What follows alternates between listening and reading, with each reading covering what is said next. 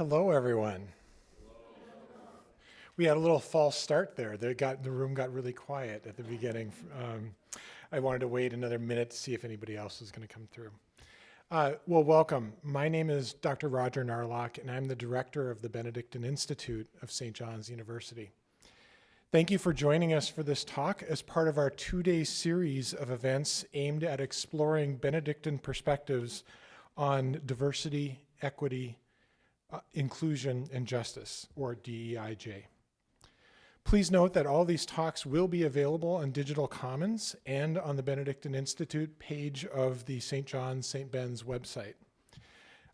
Be sure to also join us for the other presentations in this series. We had one at 4 o'clock today. We have another one at 4 o'clock tomorrow in this very room. And then tomorrow night from 7 to 8:30, we will have all of our speakers on a panel with a discussant to talk about sort of integrating their ideas together, and that will be in the Stephen B. Humphrey Auditorium. There may be no more important issue in our nation today than promoting and supporting issues of diversity, equity, inclusion, and justice. This series of talks is aimed at exploring what an explicitly Benedictine perspective on DEIJ issues could look like. I ask you to join me in welcoming Nicholas Tangen, our second speaker in this series. Nick is the director of faith practices and neighboring practices, there we go, at the Minneapolis Area Synod ELCA. He graduated from the United Theological Seminary with a Master of Arts in Leadership, focusing on social transformation. Nick writes at the intersection of faith and community transformation. His work focuses on community life, community organizing, social action, and the life of faith through a Lutheran theological lens, though also a Benedictine lens, as Nick is also an oblate of St. John's Abbey. You can learn more about Nick and read some of his writings about the church, community, and social change at nicholastangen.com. Nick will speak with us today about DEIJ as spiritual and communal practice. Also, there will be time at the end for Q&A, so be sure to note your questions throughout the talk. Please join me in welcoming Nick Tangen.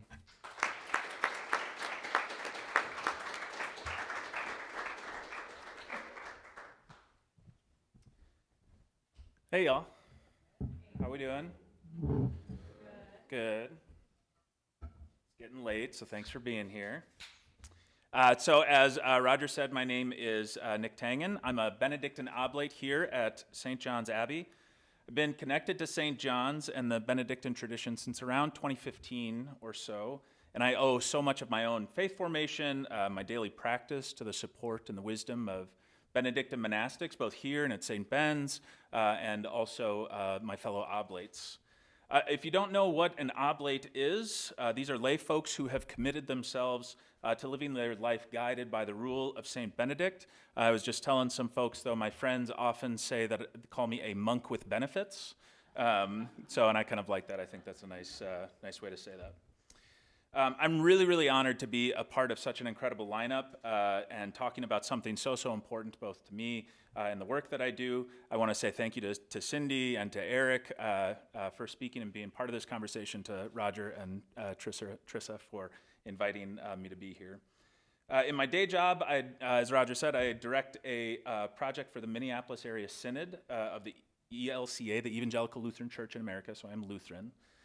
Called Faith Practices and Neighboring Practices, which brings Lutheran congregations, we've got about 13 congregations we work with, brings congregations together to learn those practices that sustain our relationship to God and our neighbor.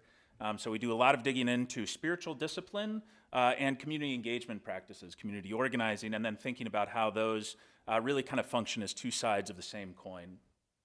I've spent the last decade, or a little less than a decade, working in faith communities as a community engagement person, a community organizer, and as a faith formation minister. And that work has taught me so much about what it means to practice, or at least to endeavor to practice, justice and equity, particularly in predominantly white, dominant culture, kind of nonprofit adjacent sorts of places, and especially in neighborhoods. So I want to say right at the front end here, I do not consider myself an expert on diversity, equity, and justice, certainly not in the ways that we often talk about it in the academy. I'm a church worker. I was someone who is caught up by the gospel and who's always been convinced that God's word speaks deliverance for those on the margins and less good news for those who found their benefit in systems of privilege. For my part, I'm always trying to remind myself to follow the lead of the folks who have the most direct experience and who bear the greatest impact from systems and structures that cause harm and exclude people from full participation. That's what I've really tried to do in my own work. I'm a straight white guy working on stolen land in the whitest denomination in the United States. So that is the context in which I work, which means this work is really important for me and in that context, right? Because we are not doing so well. Much of what I'm going to propose tonight has been learned in this practice of listening and then trying to decenter myself and then finding ways to engage in mostly white congregations and communities to help us work together to disentangle systems of oppression from our own lives, our own institutions, our own communities, so that we can be the people that God has called us to be. So tonight, I want to suggest that the call to build a just and equitable world begins with and is rooted in the simple practices and disciplines of human community, what my most favorite theologian, Dietrich Bonhoeffer, calls life together. The practice of community, the necessity of intentional life together, is a core value of the Benedictine tradition. And for those seeking to face down racism, classism, and oppression of all kinds, this tradition offers much in the way of learning to live together well. And this Benedictine idea that community is not something we achieve, it's not something that we simply step into, but rather it's a daily practice, a discipline. This is something I think that our institutions and our movements for racial and economic justice could really benefit from. Benedict, in the prologue to his rule, says, quote, "We intend to establish a school for the Lord's service. In doing so, we hope to introduce nothing harsh or burdensome. The good of all concerned, however, may prompt us to a little strictness to correct faults or safeguard love. Do not be daunted immediately and flee from the way of salvation, which is bound to be narrow at its beginning. But as we advance in this way of life and in faith, we shall run the way of God's commandments with expanded hearts, overflowing with the inexpressible sweetness of love, never departing from these instructions, but faithfully observing them and persevering in the monastery until death. We shall by patience share in the sufferings of Christ, that we may be found worthy to share in his kingdom." End quote. That one paragraph captures so much of what I want to speak to tonight. Benedict is clear that a life of holiness will require the stability of a community, mutual obedience and accountability, and a lifelong practice of opening ourselves to the transformation of the Holy Spirit. For me, this is true also for the work and the movements of justice, equity, and reparation. So first, let's talk about some of those qualities of the Benedictine community practice to set a bit of a foundation. The first quality I named is what Benedictines often refer to as stability of place. Benedict highlights this quality in chapter 1 of the rule when he discusses the different kinds of monastics. We have the Cenobites, or kind of like monk classic, in a monastery under the rule of an abbot. We've got the anchorite, or the hermit, someone who's had a lifetime of experience in a monastery that's prepared them for a life of solitude. And these two are kind of lifted up as the preferred type of monk. Then, on the other hand, we have the Cerebates and the Gyrovags, and Benedict is not shy at all about really going to town on these guys. He says that the Cerebates are the most detestable kinds of monks, and if you can believe it, the Gyrovags are even worse. But what is it that makes them so detestable?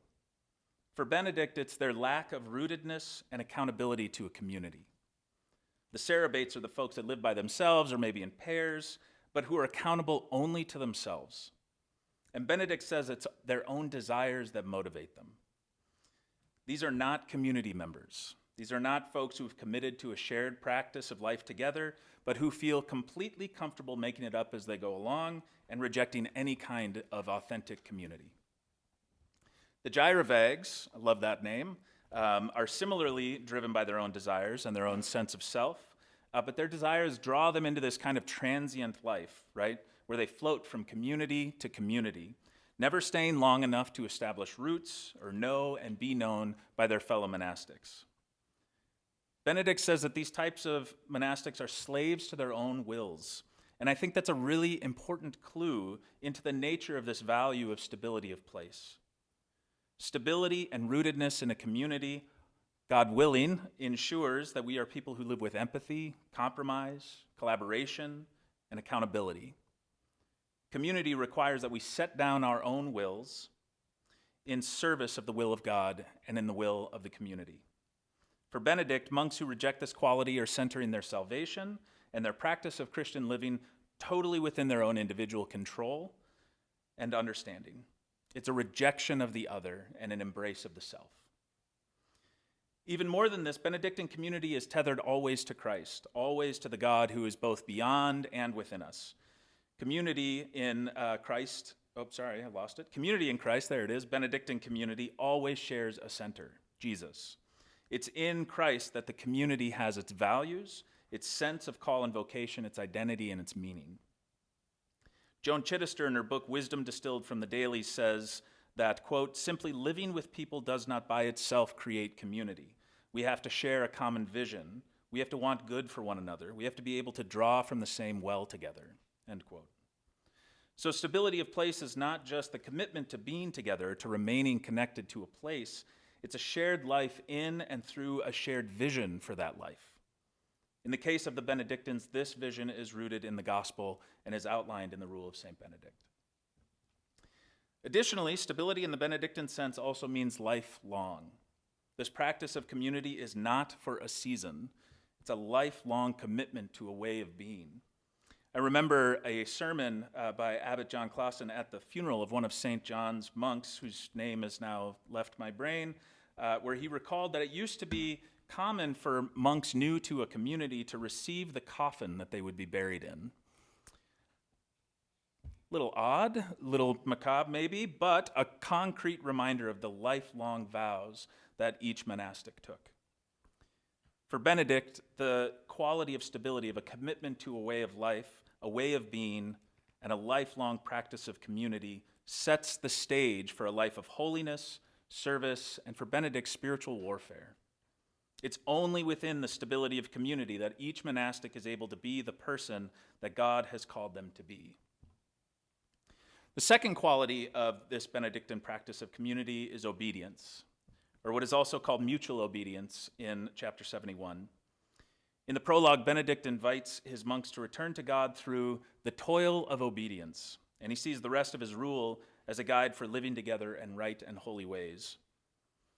Obedience is one of those qualities that has been rightly scrutinized and criticized throughout the life of the church and within our public institutions, and it has been far too often weaponized against folks on the margins. But I think it's important to understand Benedict's understanding of the role of obedience in community life and in the life of Christian people. One of the things that becomes very clear in the rule is that Benedict's theology is one committed to God's activity in the daily lives of God's people. He understands the freedom that we have in Jesus as a freedom to live in the model of Jesus, with an unfiltered and honest look at our own sinfulness and the faith to resist the evil of our own action and inaction. Obedience is how we live in that freedom with integrity and intention. It's the act of fulfilling the vows one has made to God and to community, with faith that God and your community, your fellow monks, your fellow monastics, will accompany and support you along the way. Now, to be clear, Benedict's obedience is not always rosy and peaceful. He structures his monastic communities hierarchically. He encourages obedience through the fear of hell, and every once in a while even encourages physical violence to punish folks who are disobedient. So I don't want to suggest that this obedience is entirely above board, right? It has its issues. But I think the key for our conversation is to see the way that Benedictine obedience is tied to that vision that's larger than oneself and to the flourishing of Christian community. It's clear from the prologue on that one of Benedict's greatest concerns is the ego, or the self-will. He sees the ways in which centering our desire, position, and sense of self get in the way of living in the model of Jesus, and in the way of healthy and whole community. This was the basis, right, of his criticism of the Cerebates and the Gyrovags. So for Benedictines, obedience is an act of love and devotion to a God who has set us free from sin and death. It's releasing our own self-interest for the interest of community. In chapter 5, Benedict says, "Monks do not live according to their own judgment, obeying their own desires and appetites, but walk according to the judgments and decisions of another, choosing to live in monasteries and have a superior over them. Such as these truly imitate the Lord who says, 'I came not to do my own will, but the will of the one who sent me.'" This is what it means to devote oneself to something much bigger than myself, and even bigger than my community. It's that central vision, that higher ideal, and the trust that encompasses our faith. When we are led by our own desire and will, we'll often find ourselves at odds, acting sinfully and damaging community. It's this faith that replaces our own sense of ideal or satisfaction.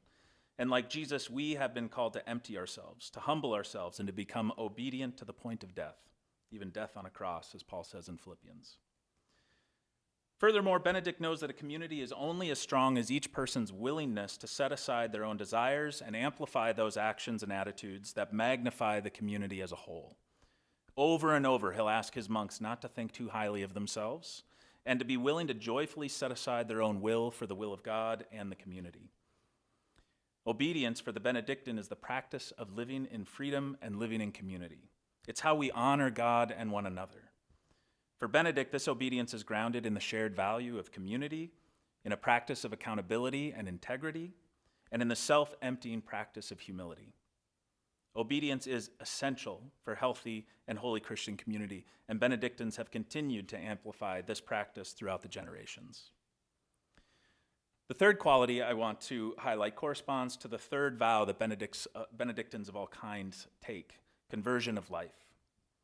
This quality infuses all the others, highlighting the Benedictine commitment to valuing nothing above Christ and to remain always open to the transformation of the Holy Spirit. Conversion is a state of mind. It's a habit of attention and an all-encompassing intention. Esther de Waal has said that by this vow, quote, "the novice binds himself to live out the whole monastic life according to the rule, in obedience and perseverance to the lifelong process of being transformed as he follows Christ. The reality which it expresses is as old and as new as the gospel itself.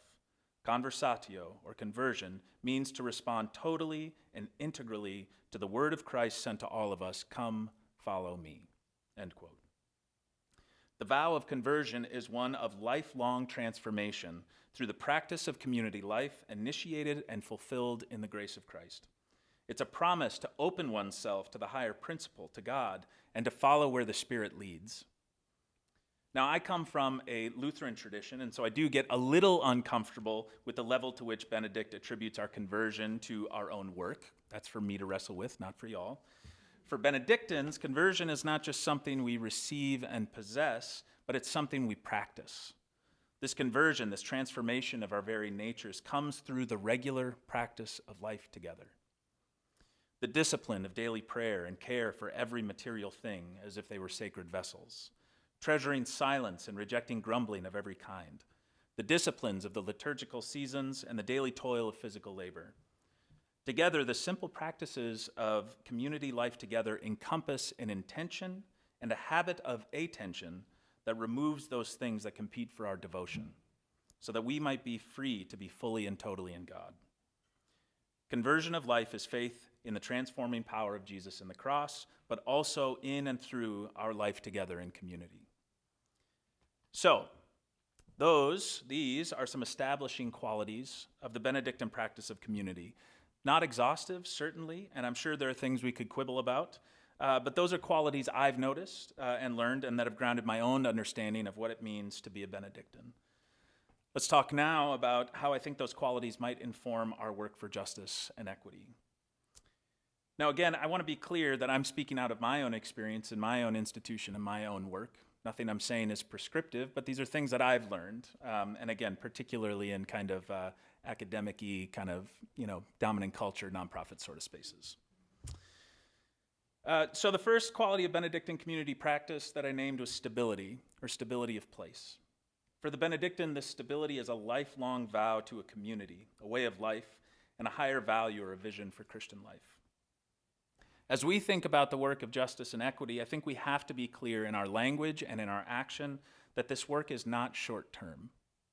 Certainly, there are going to be projects and programs and seasons within our lives where attention will need to be paid to urgent issues and urgent policies. But one of the failures, I think, of dominant cultures step into justice work is that we've professionalized it and we've objectified it. Even worse, we've commodified it. And that way of thinking about diversity, equity, and justice prizes projects over people, outcomes over relationships, and the short term for the long term.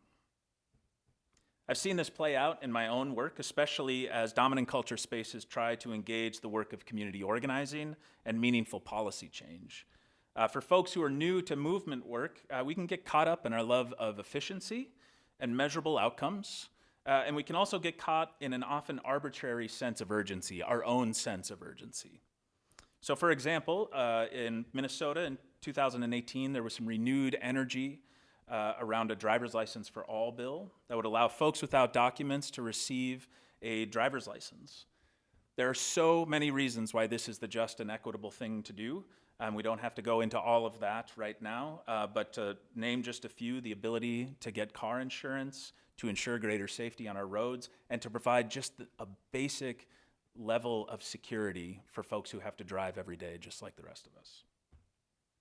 The energy around this particular bill was increased when white progressives, especially animated by their distaste for Donald Trump and his anti-immigrant rhetoric, discovered that there was a meaningful way to take action locally.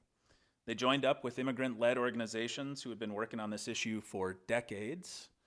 But when the campaign failed in the state legislature, which is a whole other story, which later we can talk about if you'd like, so much of the energy was lost. And while I don't have the data, and there were plenty of reasons for that energy being lost, I feel pretty confident saying that a big chunk of that lost energy came from dominant culture folks who felt like the moment had passed and who saw the loss as a failure of the issue rather than an intractable inequity in our legislature. Justice is not a result, it's a practice. Just as community is not something we possess, but something we live every day. White supremacy, wealth hoarding, ableism, sexism, and homophobia, these are deeply rooted patterns of being in the world and in relationship to others. And that's what makes them so destructive and seemingly intractable. They're cooked into the very fabric of our culture and practice. To disentangle ourselves from this evil requires understanding that we are engaged in a lifelong, generational struggle to transform our way of being. In her book, The Diversity Gap, Bethany Wilkinson argues some of this very point about diversity and equity efforts in the workplace. She says, quote, "Pursuing racial, ethnic, and cultural diversity is about dignifying people. It's about who you value. It's about whose stories and whose lives truly matter to you. This pursuit is not about checking boxes, appearing relevant, or making more money. This work is about creating equitable workplace cultures. This work is also about learning how to resist and disrupt racism and white supremacy," end quote. For Wilkinson, the work of diversity and equity is about establishing ways of being, cultures that dignify and support each person. This is itself a vow of stability to the lifelong participation in a culture or in the formation of a culture and a movement for racial and economic justice.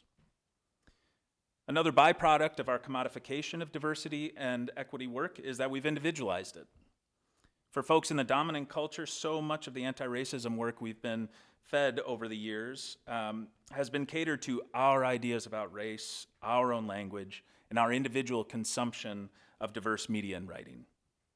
And I don't know if you've ever had a conversation with the white person who has read all the right books and marched in all the right marches, who fights the good fight online but has no tangible human community to belong to and be accountable to, but they are exhausting.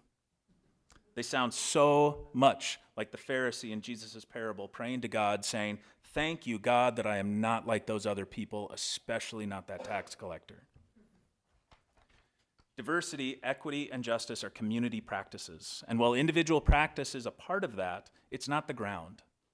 For us to disentangle systems of oppression from our schools, our churches, our government, we need to have the stability of a community who can call us back to ourselves, can point us in the direction of justice and equity, and who can bear with us as we open ourselves to a new way of being. Now, in my work, there is already some existing structure for this community in the congregation.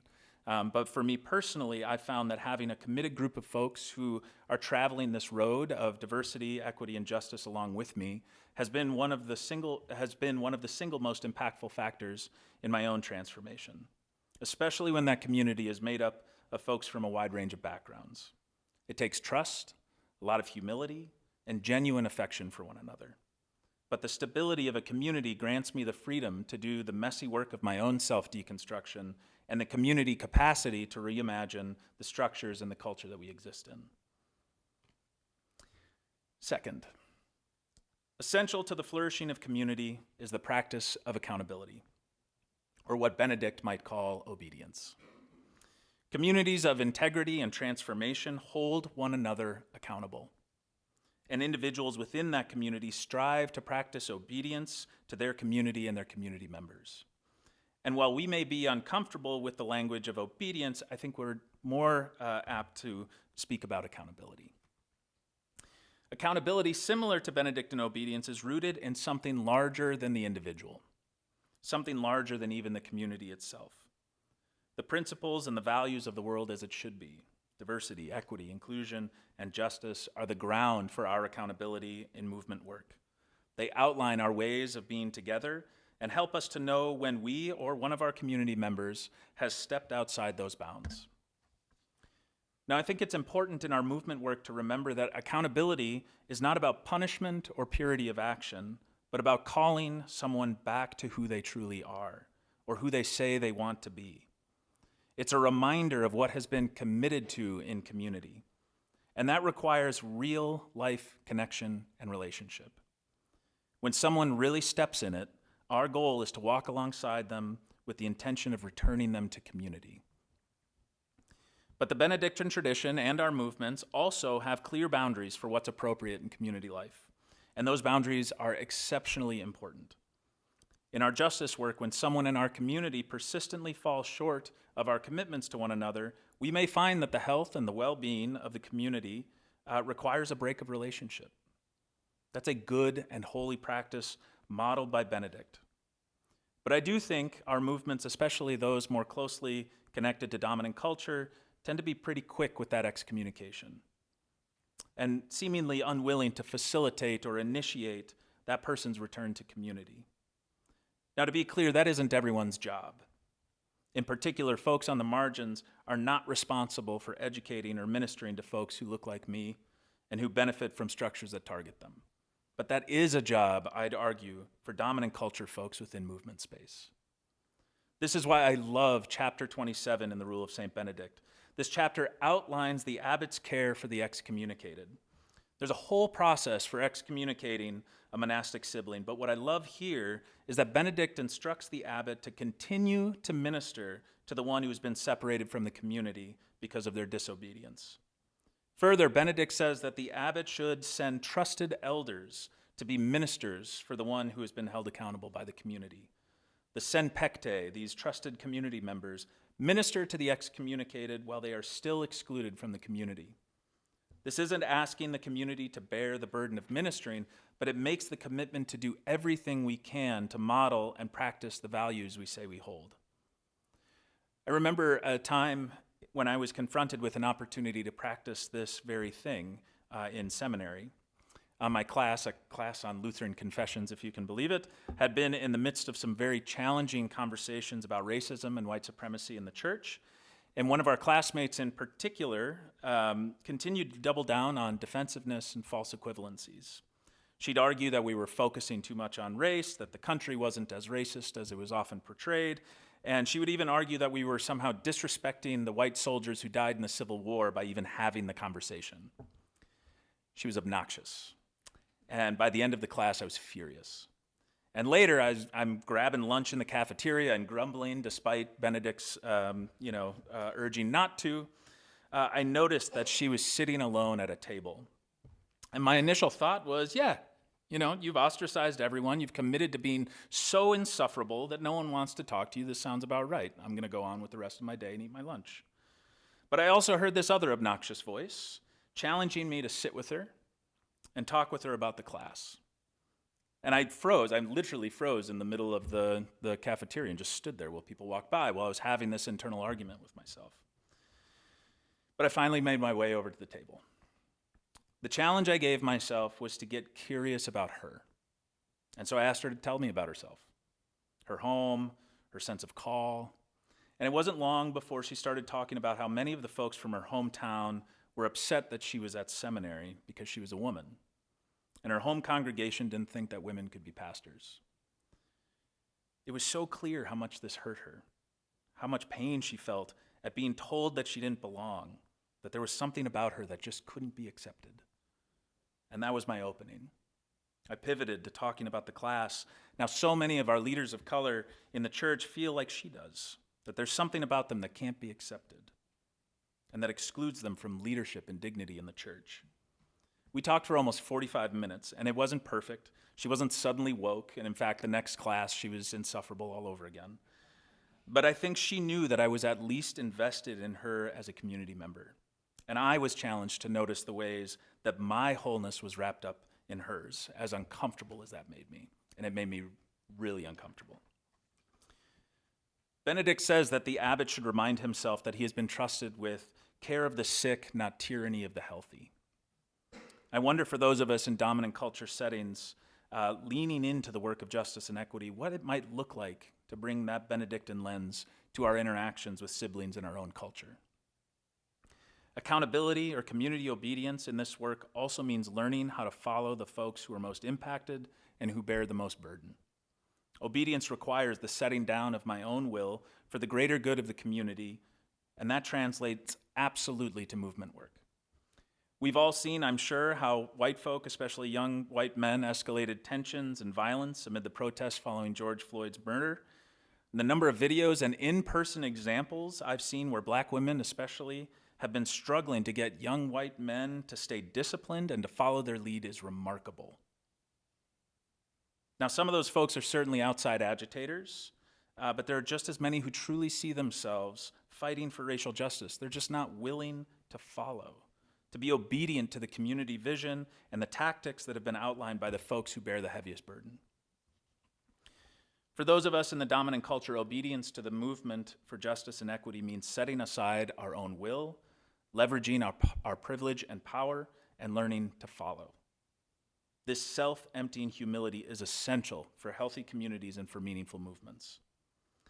I feel like we could do like a whole summer on obedience in movement communities, but we'll move on to the next one.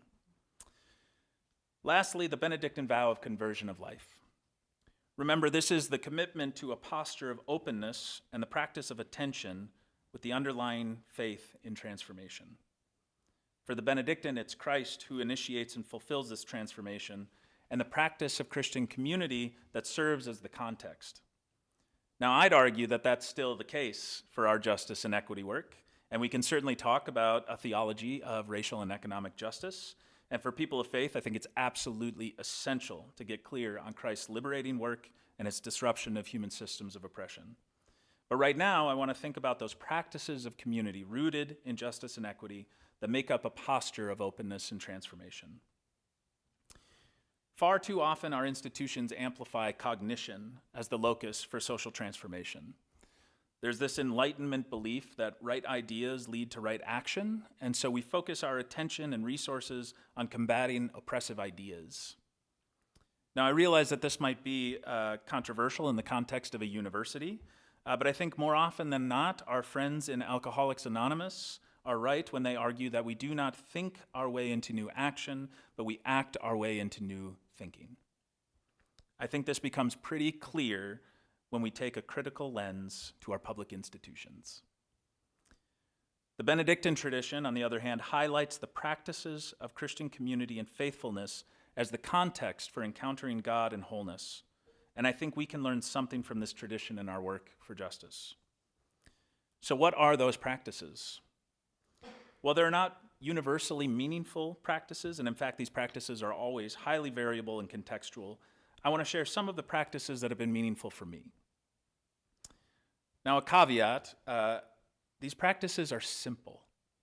And sometimes I find that in the spaces where I work, we have this bias towards complexity and expertise, and so we dismiss the simple daily practices that have outsized impacts.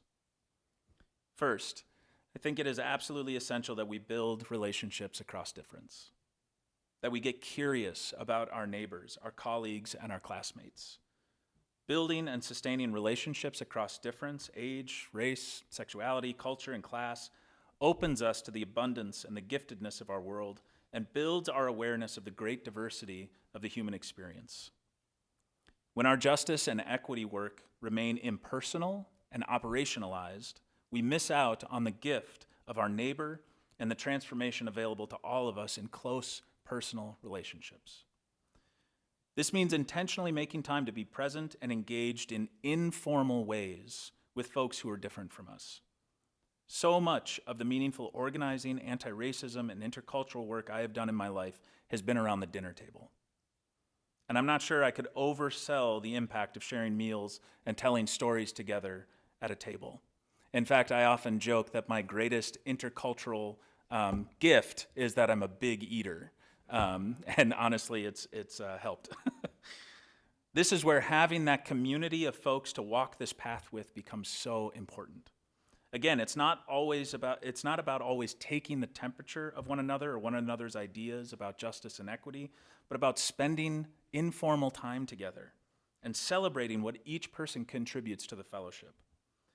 Dominant culture tends to build trust through tasks and follow-through, right? If you say you will do something and then you do it, I start to trust you.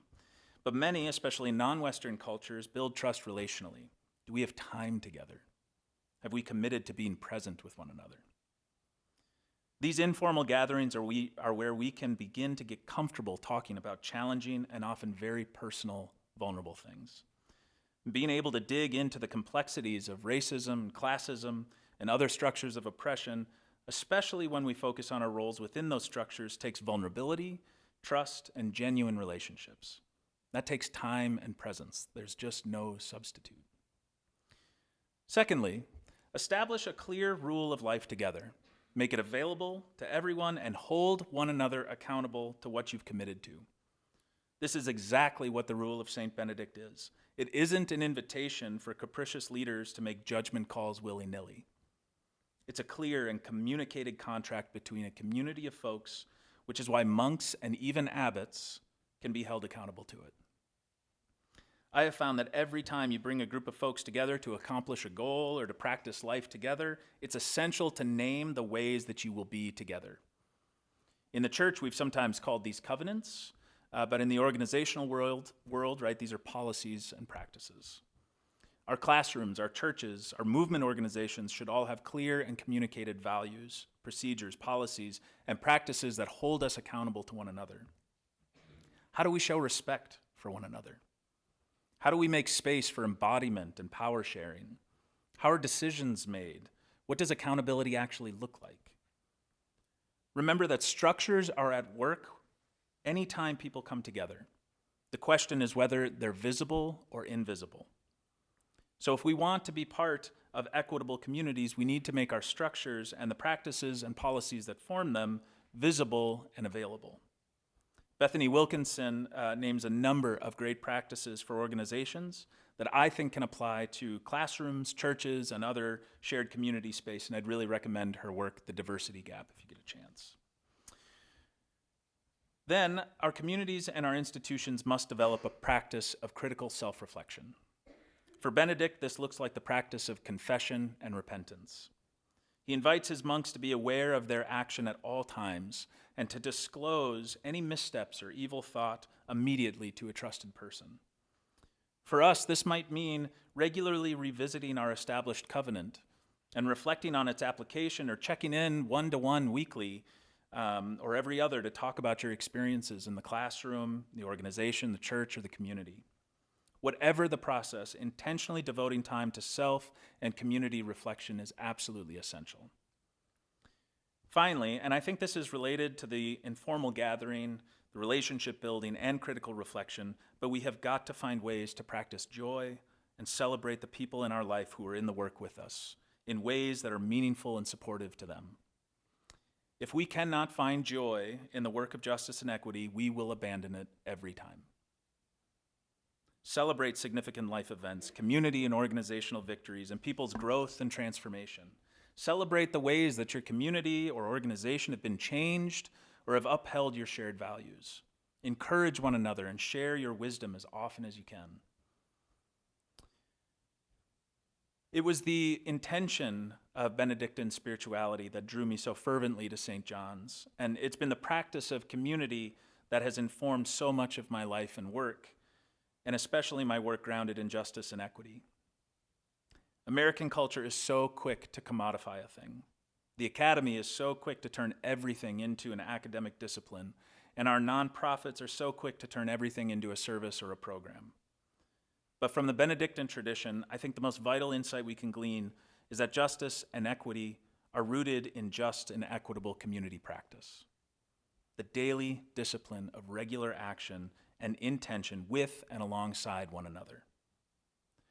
Now, to be clear, this is only a small part of the movement work, and we need to be sure that we don't get drawn into some maudlin idealism where we argue that folks just need to be nicer. Justice and equity are structural and systemic, and they require powerful action at every level.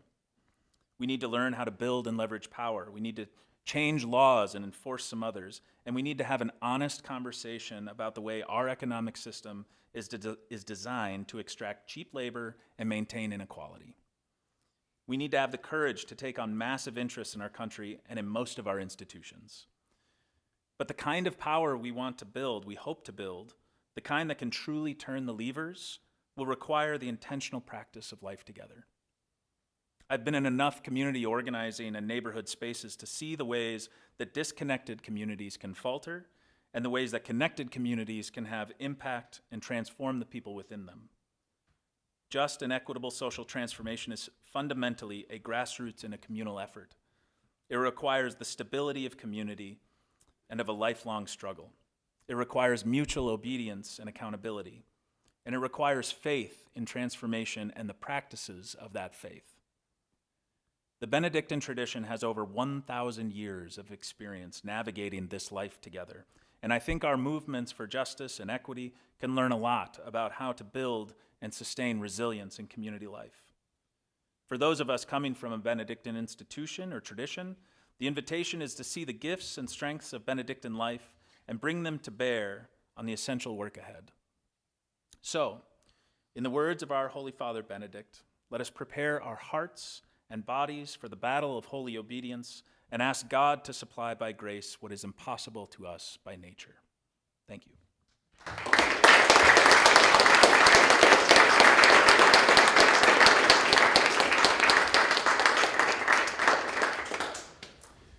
All right, I think we have time for questions, comments, thoughts, rocks.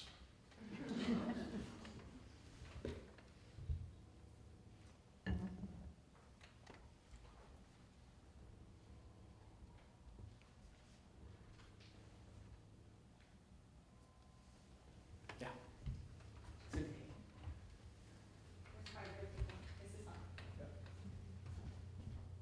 So you mentioned the importance of not sticking to the assessment piece because then that'll possibly hurt a community more, right? Mm-hmm. So sometimes when we talk about DEIJ, we think about what justice will look like, Mm-hmm. what inclusion will look like. Mm-hmm.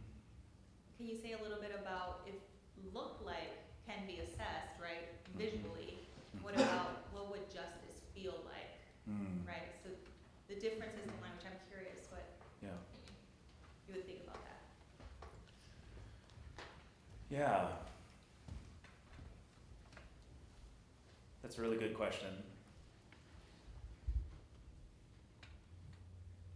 So an example, maybe. So I mentioned the driver's license for all campaign. So that was one of the first campaigns that I worked with congregations that I was involved in, and it was interesting for the first couple of months. We spent all this time, kind of going through the history of this law, or well, the lack of this law, right? Tim Pawlenty had snatched this law away from this opportunity away from folks. We had gotten all the details, right? Like we had a sense of like what this would look like. People would get a driver's license.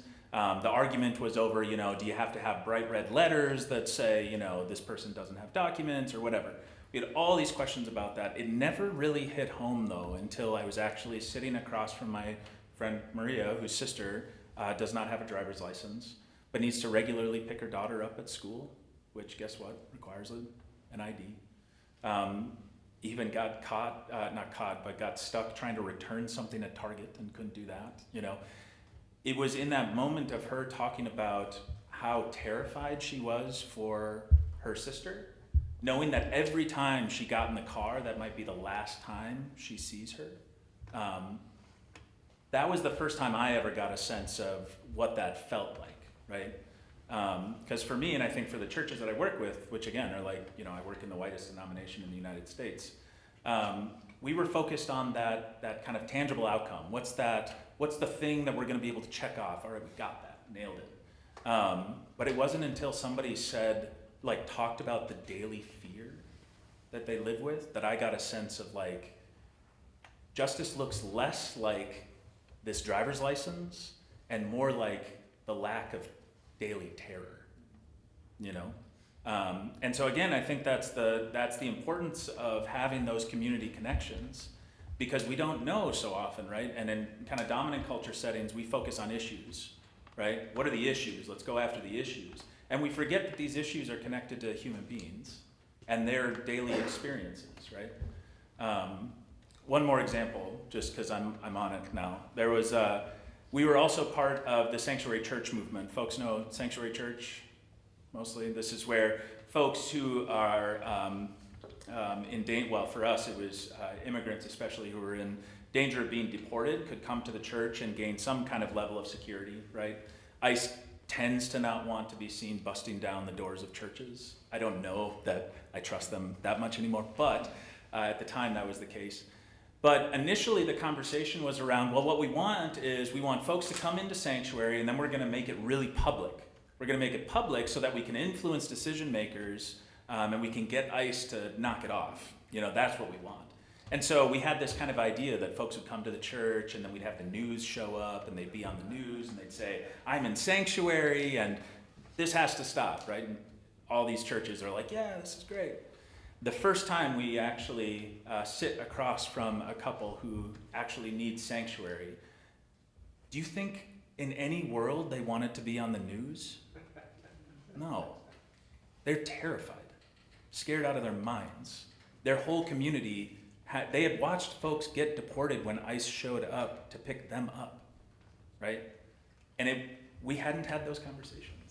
Right? And that's the thing. That's like when we have, and this is especially true in dominant culture settings, right? When we decide, all right, we're going to build the movement, right? Let's do this. We're about justice. And then we go after these outcomes without actually having human relationships. 9 times out of 10, we mess it up. So it's important. Those relationships are so absolutely important. Thanks for that. I appreciate that question. Yes? Why is justice constitutive of the gospel? Ooh.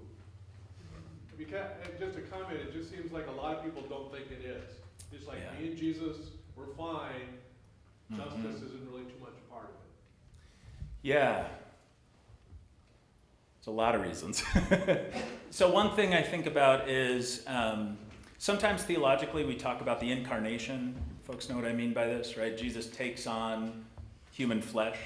The thing that really has stuck with me most impactfully is that Jesus doesn't take on generic human flesh.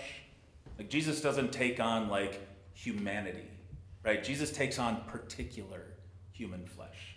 Takes on the flesh of an itinerant preacher, someone in an occupied land, someone who's killed by the state, Like he takes on very particular flesh. And one of my favorite theologians, Jürgen Moltmann, will even go so far as to say, Jesus takes on the flesh of the person you most don't want to be like. So there's a way in which every injustice is being leveled against Christ's self. So I think that's one piece of it. I think the other piece is that I believe theologically we have been created to be in community, in the wholeness of community together, and the ways in which our practices and policies and our kind of like scrambling for power breaks up that possibility, and it breaks us. It just breaks us. I mean, I don't know about y'all, but the last 3 years have been pretty shitty. I mean, like, it's hurt.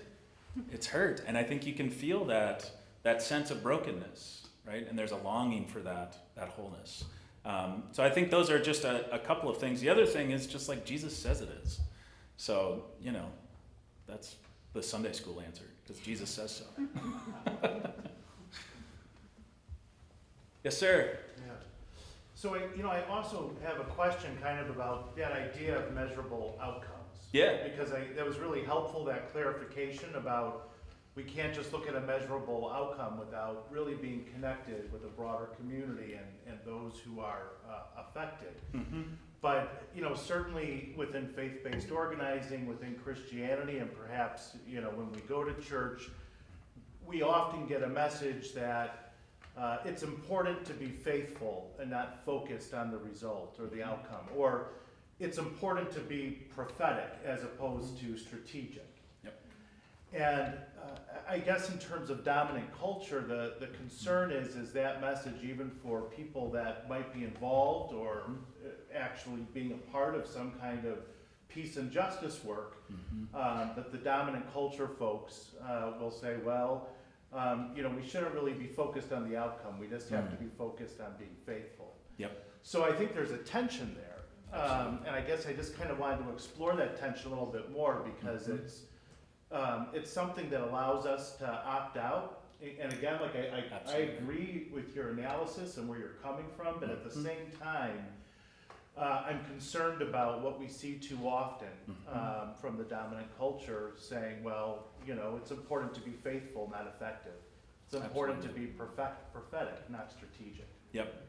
No, absolutely. I completely agree. So and especially as like an organizer, like every time I would go into a church and try to make the case that like, hey, we should actually be involved in political action, that we would hear those same things, right? Like, that's not really for us, and really this is not about Jesus, isn't interested in our politics. Or I think that so most of my critique, I guess I would say, is largely on kind of white progressive spaces. And I think, because sometimes I think what ends up happening, especially when we're disconnected from relationship, we pick one or two of these, right? So we say, all right, well, we just need to be faithful, which is really me saying I'm going to go sit on my hands. Or we say, I know what to do, here's the outcome, and I'm going to come in with that outcome, right? So so another example, when I first started working at my last congregation, in the interview process, someone said to me, we really want to open a food shelf here. We want to open a food shelf here. We have the space, we're near a college campus, we know kids are looking for food, so we want to open a food shelf. And so, okay, sounds good. Who do we talk to? Did we have this conversation? It took like 3 months to find out that, that wasn't the outcome that was actually needed in the neighborhood. I mean, the outcome was more around like access to mental health care and rent, being able to afford a place to live. Like those were the big pressing issues. And so I think you're absolutely right. Like we can't use that kind of faithfulness or like avoiding measurable outcomes as a way to opt out. But it's about where do those outcomes arise from. I think that's the piece. So if we're in authentic community with human beings, and especially with folks who are themselves being impacted by something, that's where those outcomes should come from. If instead we're the folks who go, like I watched that special on MSNBC, and now I know, I'm going to come in and I'm going to fix housing in this neighborhood. That's where I think we run into problems. And so we absolutely have to be effective, otherwise we're just twiddling our thumbs, right? But that effectiveness can't be prized over the relationship. I think that's the piece I want to say. And sometimes I think it's not even that we're concrete. I don't know what it is, but it's like, let me say I want to get the thing done. That's what I want. I hate this. This is wrong. Let's fix it. Let's go about it. I know what to do. Let's go for it, right? And then we end up in these patterns of white saviorism. We end up in patterns of paternalism, and it actually makes things worse. It makes it worse because we're not actively sitting across from folks and saying, what's going on for you? I don't know. Let's do this together. So I think those outcomes have to come from our relationships and from our community. Yeah.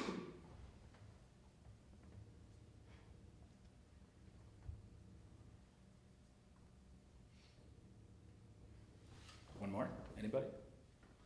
Okay, I'll do another one. I'm teaching a class on ministry and discipleship. Mm-hmm. And my students in the last couple weeks of class are gonna research a congregation. Mm-hmm. What should they look for in their research to see if a congregation has a lens for, or a commitment to justice or not? Mm-hmm. Yeah. What should they look for? Yeah, that's really interesting. That's a big question. So a couple of things, because I think we were talking about this earlier, right? What does justice mean? What do we mean by justice, right? And I think that the congregations that I know who are deeply invested in justice, honestly, authentically invested in justice, are the ones you mostly never hear about. They're the quiet ones. They're the ones that know deeply how to care for one another and to build strategy out of that care for one another, right? It's those congregations that focus on assets and strengths, right? The congregations that focus on what's strong, not what's wrong. Those tend to be the congregations that I actually think are both effective and rooted in justice work. And again, I think what we mean by justice is like wholeness in community. What does it mean to be together, right, in good and healthy ways? I think a lot of churches nowadays have kind of adopted a lot of nonprofit culture, and so that can come across as kind of wanting, we've got the statements, we say the things clearly about who we are, we send money over here, and there's some goodness in that. I don't want to diminish that at all. But I'm such a neighborhood guy, that's my thing, and I think the congregations that are deeply connected to their neighborhoods, who like know their people, those are the congregations that I think you'd be surprised at how much good work they're doing. Yeah. Cool.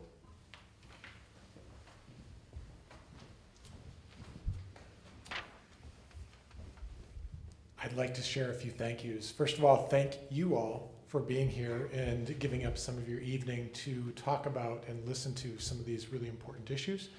I'd like to thank Trissa Schaefer, the administrative assistant for the Benedictine Institute, who has done so much of the organizing work for this speaker series. And I would like to encourage you to again come tomorrow at 4 o'clock for our last individual talk, and then in this room.